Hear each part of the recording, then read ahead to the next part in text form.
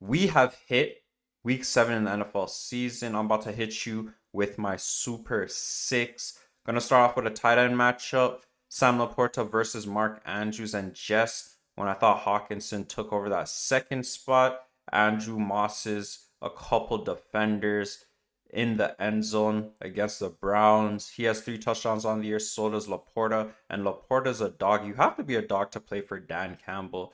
This is a possible Super Bowl preview. Lions and Ravens. They both have studs at quarterback, Jared Goff and Lamar Jackson. My next player matchup to look out for is Puka Nacua and Cooper Kupp versus Patrick Peterson and Joey Porter Jr.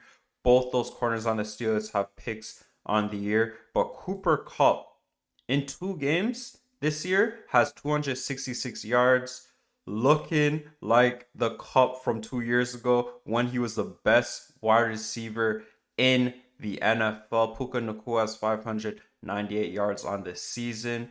Matt Stafford is a happy man, and he's a gunslinger. So the secondary for the Steelers, they're going to have opportunities to get picks. TJ Watt's obviously going to be applying the pressure there. My next player matchup to look out for is Justin Herbert versus Patrick Mahomes. Mahomes is 5-1 on the year, 11 touchdowns, and he is playing in Arrowhead. And they're getting back McCole Hardman to add some juice to that offense. Herbert's coming off a tough loss, and it's not going to get easier playing against the best quarterback in the NFL. My next player matchup to look out for is Russell Wilson versus Jordan Love.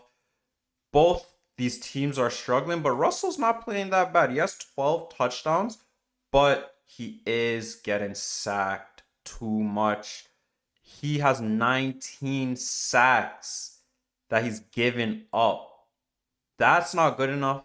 And it doesn't help that Sean Payton is looking like he forgot how to coach. Russell Wilson is just going to need to figure out to look at the field better and throw the ball away. Jordan Love, he's only completed 55% of his passes and already has 6 picks.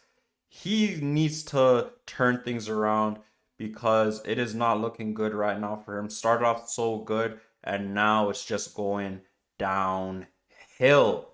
My next player matchup to look out for is A.J. Brown and Devonta Smith versus Tyreek Hill and Jalen Waddle. And right now, Tyreek Hill, best wide receiver in the league, fastest wide receiver in the league, the wide receiver that has the best celebrations in the league.